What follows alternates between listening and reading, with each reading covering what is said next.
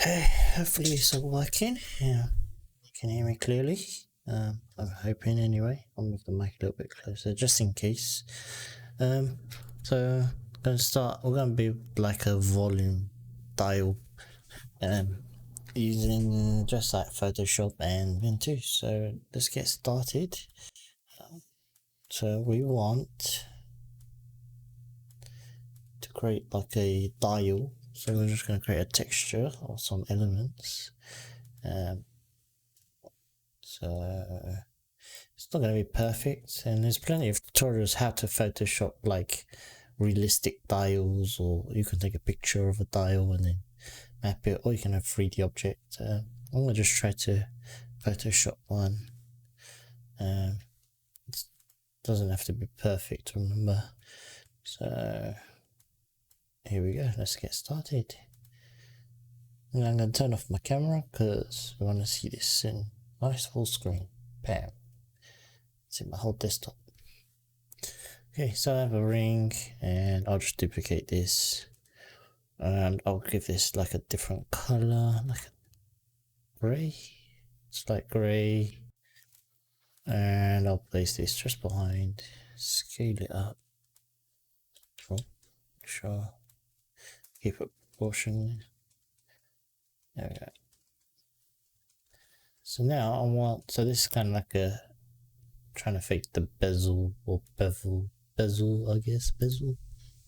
Maybe bring this in a little bit. Okay, so now I'll just that lightness. I think something like that will do. And then if I just duplicate this again, but then go for a different gray, that, and then I'm just going to get a eraser. I'm just kind of making this up as I go along. So maybe the light, let's say the light's hitting from this side or something like this.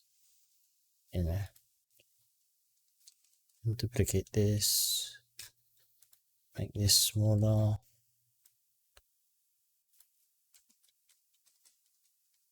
I don't know what that weird outline is. Why have I got a weird outline? But let me get rid of that.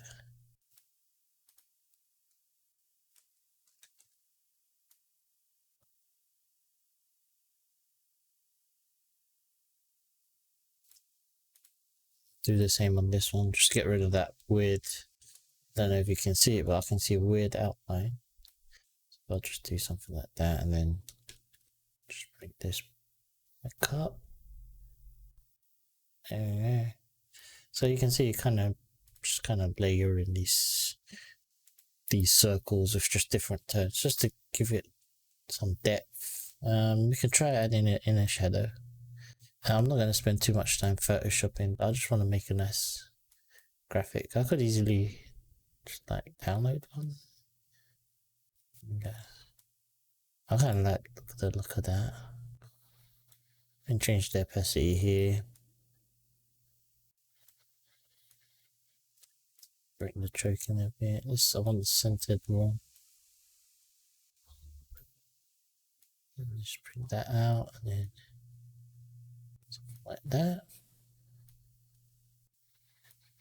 Happens we darken that or lighten it. That'll do. That looks alright. On this one, oh, I mean that looks alright. Maybe what we can do is lighten this one a bit more. So, and then just erase parts of it.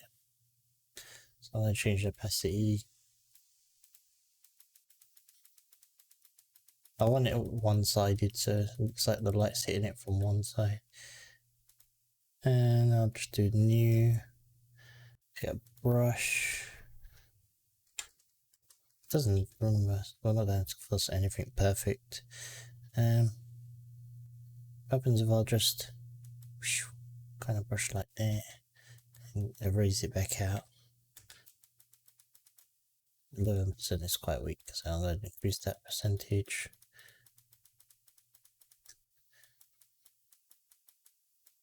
There you go. Yeah, that'll do. I'm gonna just merge all these down, or actually I'll just group them into a folder, straight into a folder. Dial 1. Duplicate this. Control J. Just duplicates the whole folder. Just say 2. Then place this behind and scale it up. So it's just bigger. Yeah. So the idea is we're gonna have, you got your inner dial, and then this will be just the indication. So we're gonna have like little dots or something. Yeah. So we can center this better. Like that. Now that outer line there on dial 1, that would be, I believe it's this one. So I'll fix that. So I'll just make this like white and then erase. I'll make it grey actually. I'll make it grey. For that. And I'll just erase this part a bit. There we go. Cool. So what we could do is actually on this whole folder here, just add a drop shadow. And I'm going to turn that global light off so I can position this. Change that spread and size. So now we've got, maybe that won't work because the way we've erased this stuff. So what we could do is just make a new layer, circle, boom, boom. Just another layer, just place it between the two. I'm going to make this black and go filter, blur, guessing blur.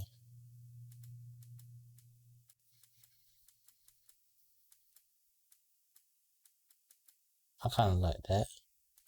And you can scale it if you want.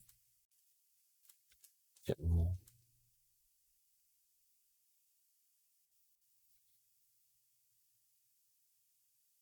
Something like that. Doesn't need to be perfect, but just cool. And now this outer one, so maybe I want to keep that, but I don't want to keep, or is it this? I want to keep, is it this one? Oh, maybe I do want to keep that, but make it bigger.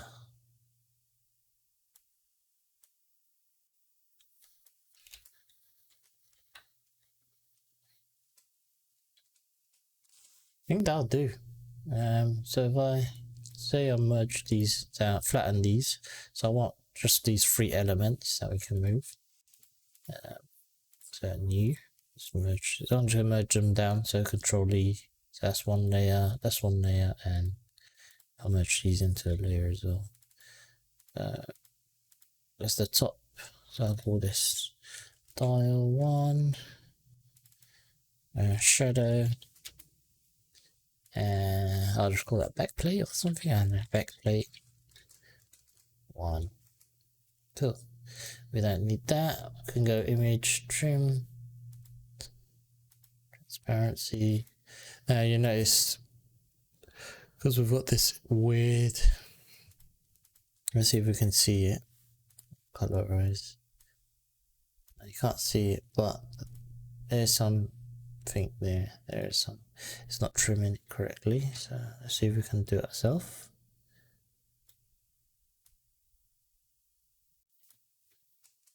Yeah.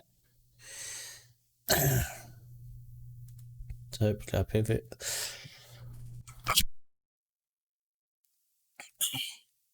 I had to cough. Let me get a drink. My throat's a bit dry.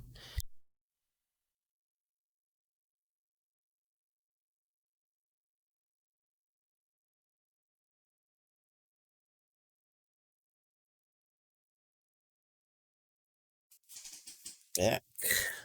Also, my drink was across the room.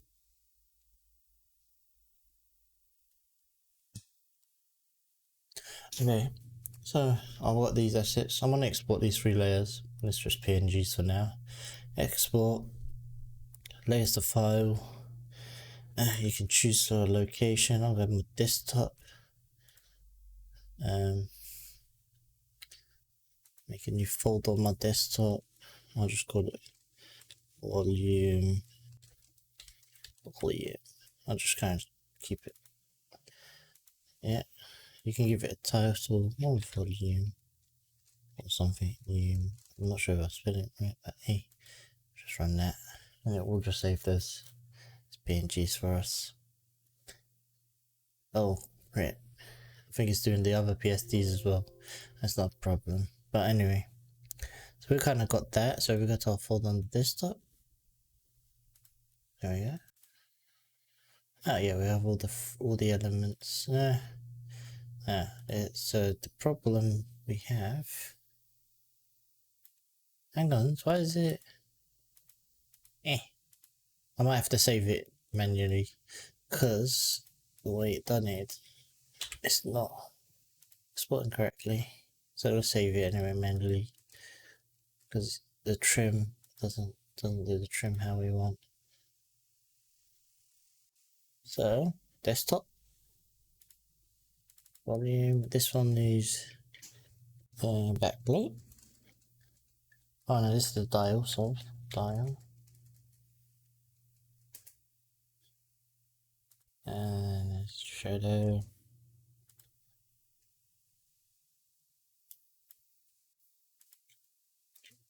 Shadow. And then the backplate.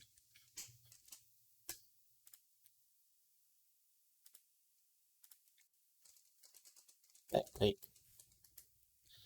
Okay, so let's go into Ventuz. We can close this down. If you want to go back to Photoshop, you can play around with that. Could just grab all three of these, go into Ventuz, drag them into here. Oh, maybe I have to do them one at a time. Sorry about that. So I have, it looks like I have the backplate in there, the dial, and the shadow, which will go in between, like that. Yes. Oh, it says something's already called that. I'll just call this wall or something. There we go. So now we've got all three. Place an axis in front of each one. Rectangle. You can map this to a circle if you want it. Rectangle's fine. It works just exactly the same way. And there you go. We've got a dial. Now there's a few things you might want to change on. I mean, you can see I didn't crop it perfectly. So I have some chopped edges, but anyway, that's not a problem. It's not enough. It's nothing major. So let's sort out the Z sort. So let's bring these assets forward a little bit, so they don't clip into each other if we rotate them, for example. So now if we add the axes in there, we turn this, they don't clip. Now you might want to go into the color if you don't want it to be affected by, say, a directional light or point where it's not any light in the system. You can set it to, like, say, no color, or you can play around with maybe the font. It depends what you really want to do. You can play around with that font here. Change up specular. Maybe you want to add some tint of color into it. Something like that. We can play around with that later, but yeah, you'll see. Yeah. But we can play with, we'll definitely play with that later. So for now, I'm just gonna get rid of the light, and I'll just say no light for now. Let's get the functionality working, then we can worry about the aesthetics a bit more. Like, there's still stuff you could clean up. You can see that needs cleaning, but hey. Okay, so we've got our textures, and we need, so this is going to be our dial. So we're going to name this dial. And what we're going to do is apply a touch rotation. So touch rotation. There we go. I'm going to place it in front of the axis. Now when I spin the axis, you see it might go wobbly. That's because of the texture's not centered. So what I could do, make my life easier, get the touch rotation. I keep the touch rotation here. Let's put this on a circle. instead of a rectangle, then we can see how far it's offset by changing the UV mapping. Click on here, and we can just adjust the UV mapping just to center it on the circle, but you can see we need to scale it and position it. So go to the UV, put scale all. Let's scale this down. So way too big. It's way too big. So that's the scale of it, what we need it to be. And then the texture, I'm gonna make it fit to the edge. There we go. So now we shouldn't have that weird. I'm hoping. Let's see. Spin it. There you go. It's not as bad. I mean, it's still got a little bit offset, but if you get your texture perfect, I should have got it perfectly aligned, but you can see there's workaround. You can tweak this, and there you go. I mean, you can see I've kind of put that lighting into the texture. Primarily, if there's a light hitting this from this angle, if this turns here, the light would still be here, and this wouldn't. So maybe you wanna, yeah, it depends, but you can, yeah, you get what I'm trying to say, hopefully. Anyway, I wanna parent to this an axis and a rounded rectangle. Like so. Let's scale the X, S, and the Y. Let's say we can set like a starting point and an end point.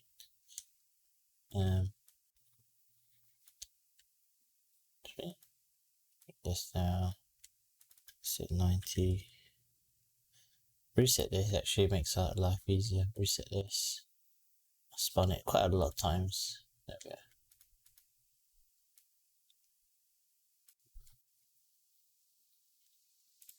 You might want to play around with the scale of this. This is just to say this is maybe the start, and then you can turn it how far you want. We can set a limit on the touch rotation after. Just make it nice little graphic there. Apply a color. So you can give it a color. I'm just gonna go again. I'll go for the no light, and then I'll go with the orange. So for now, hopefully when we add the post processing effects, we'll get a nice glow from that. Okay, so we've kind of got this. Now I'm going to do the same. Get rid of these rectangles, and just use these circles. Apply these to circles, and I'll just tweak the UV mapping. Actually, it doesn't matter too much, to be honest, on this, because these are not moving parts. So what I'll do is just change the scale rather than anything else. There we go. Okay, so I want these. I want some kind of indication around this ring or something. So I'm gonna get an axis. I'm going to use this rounded rectangle we've created already, perhaps. Oh, yeah, we'll see. Let's see. We'll experiment. So we've got this rounded rectangle under this axis. I'll just duplicate it from here to here. Alright, I'm going to reset the position. Okay, and get a spread. Place it in front of the output. I mean, no output, in front of this axis. This one is a main group, just to move it around. But if I rotate the Z value, hopefully we should see something. We might not see anything. We might have to move it forward in Z space. There we go. So there's something. It's tiny. Why is it so tiny? Scale it up and just do the scale factor on the main. Okay, let's try to rotate this round. Minus 90. Yeah, let's change that to that position. We're trying to create. We need a lot.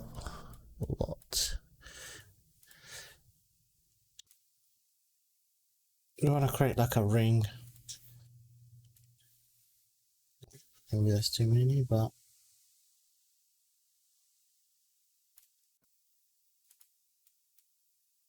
turn the first one off.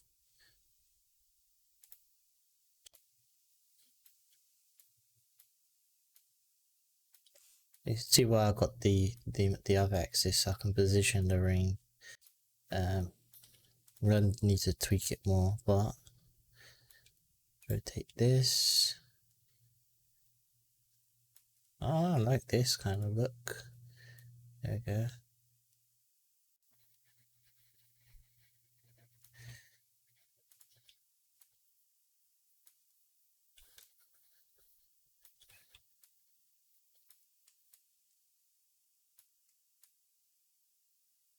Now you can play around with these, so they could be dots if you wanted, or they could be like these, and you can change the amount of, on the count, on the spread. Maybe you want like half, I don't know.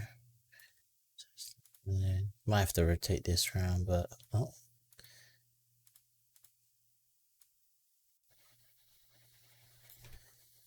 Where's the rotation pivot? So I'll turn the bounding box on. Bring this down to like, try to keep it to the center. Hopefully it rotates. There we go. But yeah, you can play around with that, the look of it. You know, maybe you want it to be dots. Let me turn the bounding box off. So they could be points, or they can be like longer. But yeah. Anyway, so let's set some what's it, limits. So I can only go from here to here. And I think the idea is we want to try to, as we rotate this, we want to kind of light this up as we turn the dial. So let's say active. Now, right now it's at 90, but change that value. So about 20. So it's, for me it's 27 because I'm just doing it by rough. But 27 to minus. Oh no. Let's go more. I'll just keep on dragging this max value for now. Okay, I'll show you for me it's minus 200. Say 200. Minus 200. There we go. So we kind of got this cool little dial with its limit, and it bounces. Now you can apply like edit their behavior, and you can add like tick spacing. If I said 5 for example, now it's gonna lock every 5. Yeah, just hopefully it gives you an idea. So now what we want to do is have this light up. So what can we do with this? Let's see what options we can maybe control the factor.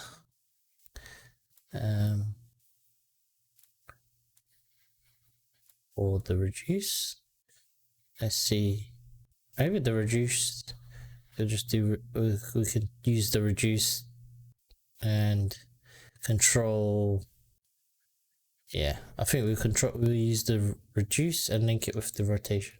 So I'm going to select the the touch rotation and the spreader, and we're going to connect the two somehow. So we want a clipping. We want a clipping node, and we want to say, okay, so we're taking our input is coming from the touch dial.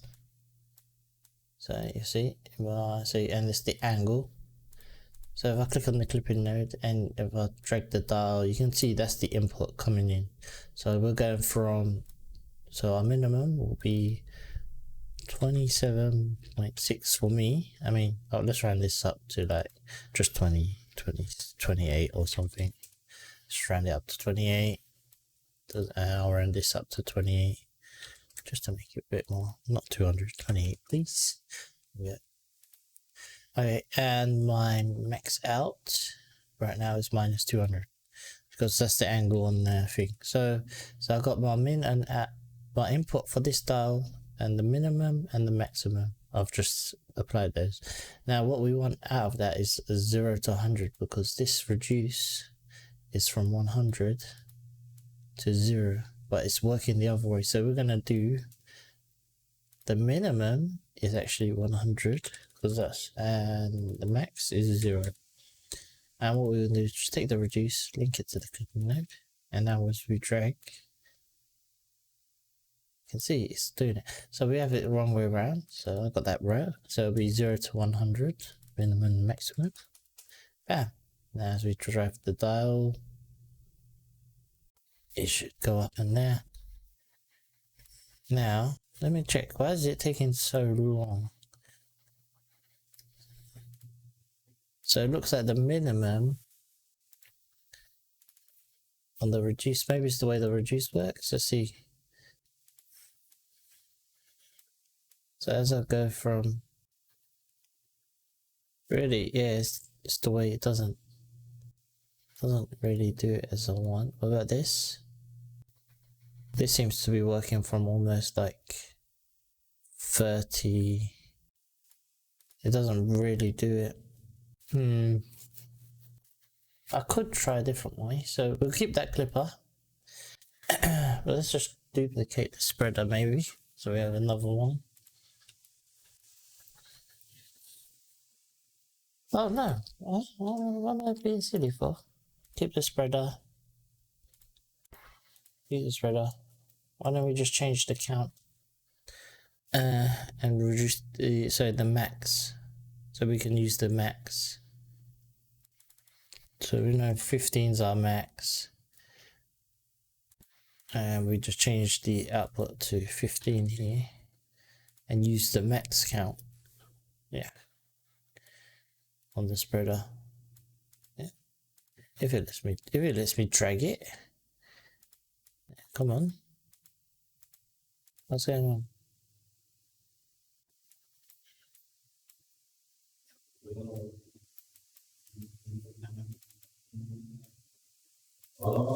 Does it not let me do that? It lets me take that one. Okay, that's bizarre. If I was to merge that, for example, and then expose that, I just want to see. Why does the max count not let me? That's weird. So this doesn't let you expose it either. So the count? Okay, we'll do the count. Ignore the container thing I just done on that.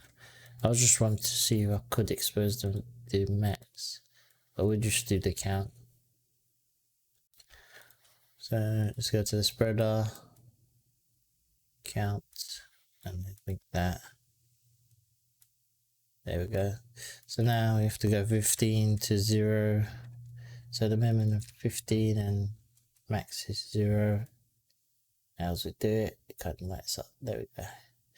So we've got our dial working. It took me a bit longer. It's something simple. It was just figuring out which one worked best. So for us to count, I don't know why the max doesn't actually work, but hey, maybe that's just not exposed. Maybe you're not supposed to play around with that value. But there you go. So now I've got this little dial, volume dial, that we can do something with it. So what we can do, we can control volume with it, maybe on a video clip. Let's first quickly add some post-processing on this. Or actually, let's merge. Well, there's a few things we can do. Let's make this into like a. Let's take this whole thing. I'm gonna put in group. So I'll put a group in front of everything. Call this volume. Merge this down to a container. Okay, so we've got that. And now I'm gonna click on the clipping node. And do I wanna, yeah, maybe I'll do this. What I'll also do, I'll get another clipping node. And I'll take the input from the clipping node, so this input. Okay. And this input will be feeding this one. So if I go from here, so it's from my input. What's my input here? Input integer. An integer in between. So it rounds up rather than being a float. So I'll go 0 to 50.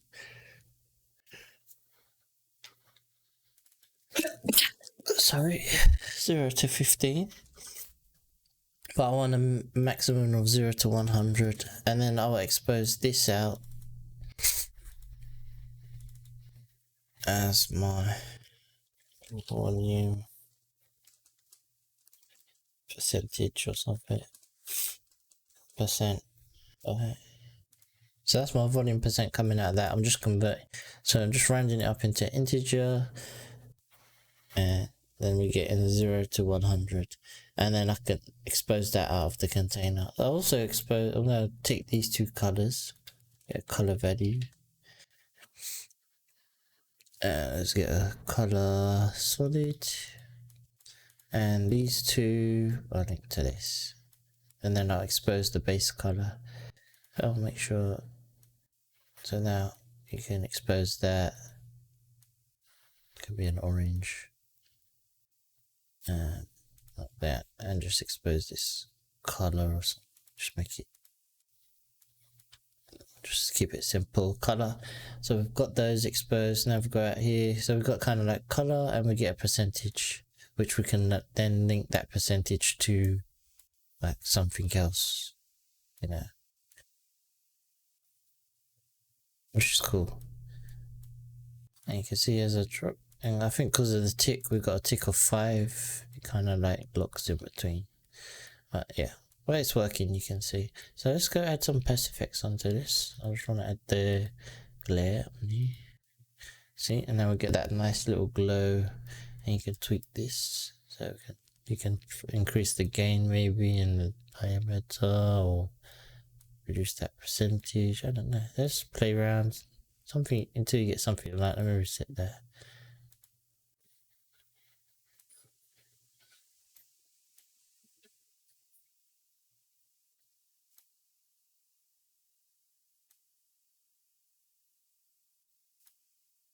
I kind of like this. Maybe I don't like the orange too much, but I might go for this yellow kind of look. There we go.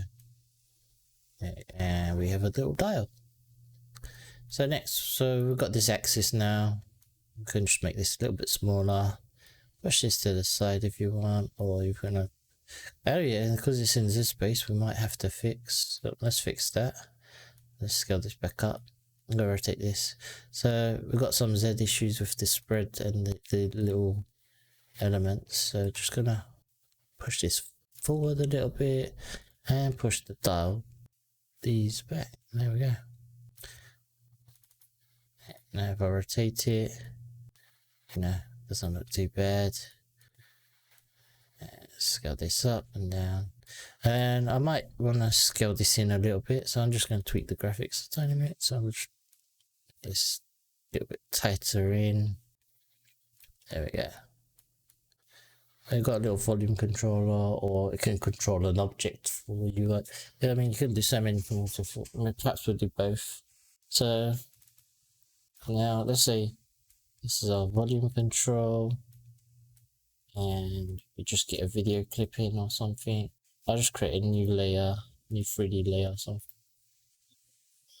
I'll just put this video, because I don't want the glow to affect the video, so I'm going to put it in a separate layer, and this is just the UI. And the UI can sit in front of the video like that. And then this one, just going to add a color. Actually, movie clip. You can type movie clip in. Rectangle. Just change the lighting model to no light. Loading a movie clip just to test. I've got Bill and Ted here. Hopefully I don't get copyrighted, but I'm not sure if you can hear audio from this. I probably haven't set it up. However, we should see the values change. Anyway, so it shouldn't matter too much. But so that's our video playing. We can expose from here the volume out. And if we go into our UI and we go into our volume, I'm going to expose this out so we can connect the two layers. So if we select both layers here, now in the content window, I have volume from the video and the output of the volume percentage. So now if I link the two together, volume percentage, and we click on the video, we can watch the percentage, and you can see we're controlling that video clip.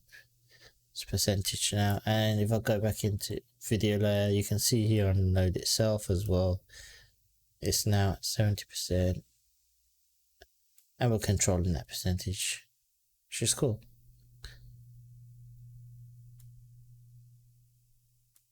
It's just a shame I didn't set up my configuration, but it's probably better. I'll probably get copyrighted or something for using, you know, using audio from a movie clip, or was it a trailer or something. But that's one way of controlling an element. So you can use that volume. That's a volume controller. Say we want to spin an object, so let's just add an object in here, and let's just go. We want a cube or something. Let's get a cube. Let's position this in. Just bring it in here. It doesn't need to be anything fancy. Just show you that we've got a cube. Okay. Nothing fancy, and we want it to rotate as this rotates. So we want this value to drive this value. So all you have to do is take that Y rotation, and we want to expose this out. Or what we could do before we expose it out is actually add the clipping node in here, and we just expose one value. So it makes our life easier. So we know that this is going from 0 to 360. So our minimum, so we can say 0, 360, and our min max is 0 to 100 as the output. Oh no, the input would be 0 to 100, and we want to spin the cube all the way around. So here's 360, and that's 0. That's 0. So we can do a full rotation without doing a whole thing. So all we do is link this. Where is it? We want this to the output, and the input we want to expose out.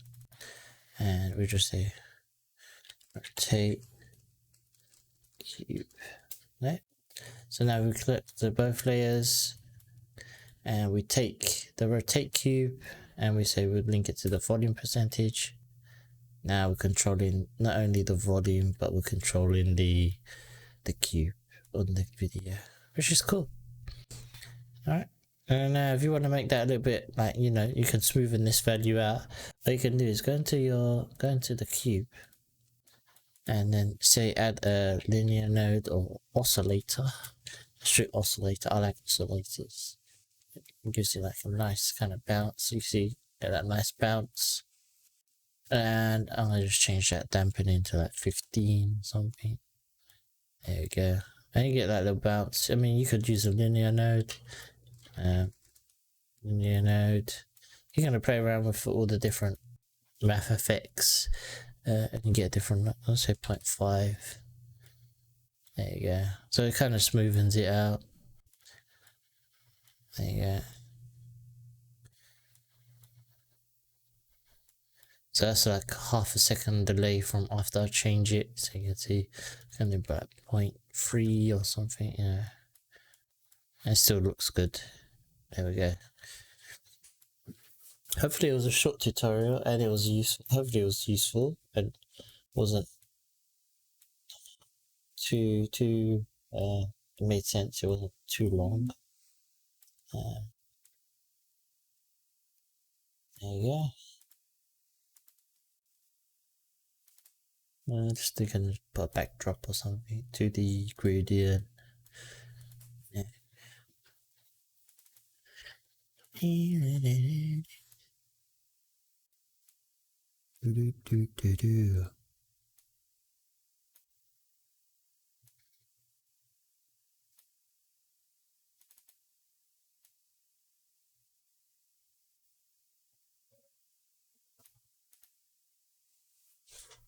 But there you go. Let's call it a night. Thank you again.